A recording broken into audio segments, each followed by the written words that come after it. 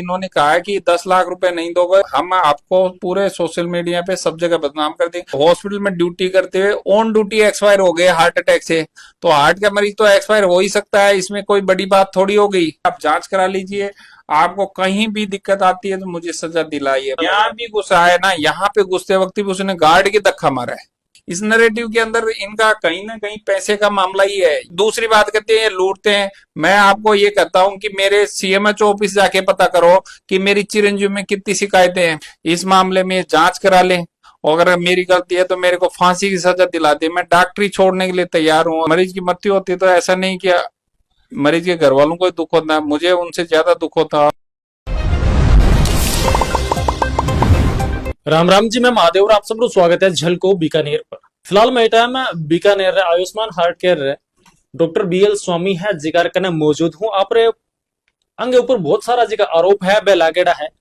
एक तरफ रामनिवास कुकड़ा धरना प्रदर्शन भी कर रहे हैं और एक व्यक्ति री मौत होने बाद रे मायने कई तरह का सवाल खड़ा होया है और मामलो इतो ज्यादा तूल पकड़ चुक्यो है कि सोशल मीडिया पर शायद आप लोग अगर सामने पे पूरी बातें आई हुएला, कई सारा लोग सामने आया है और कई तरह का सवाल है वह डॉक्टर बीएल स्वामी की तरफ खड़ा कराया गया है। आखिर पूरा माजरो के कुछ है बस जानकारी लेवांगा और बांगा जी का आरोप है भी आरोप पर भी चर्चा कराला। देखो, आज मैं इस मामले में सबसे पहले तो उस मरीज की फोटो दिखाना चाहूंगा कि ये मरीज मेरे पास किस कंडीशन में आया था। आप इसको देखिए, इसको अच्छे से देखिए।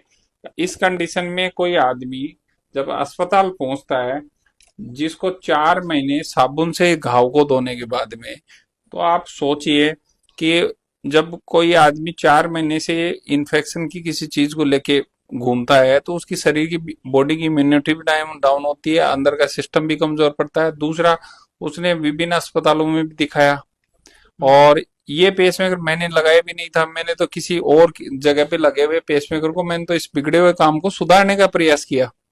और जब मरीज की मृत्यु हो गई तब तक भी मरीज के परिजन संतुष्ट थे।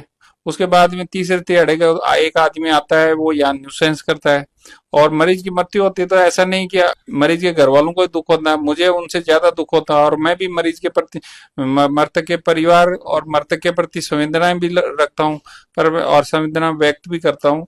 पर बात है कि इस मामले को इस तरह से किसी एक पर्टिकुलर हॉस्पिटल को टारगेट करके इस तरह ये जो काम प्रायोजित करके किसी को बदनाम करने के जो इस तरह का काम है, ये गलत है। दूसरी बात है कि आयुष्मान हार्ट केयर सेंटर पिछले 5-6 साल से चल रहा है।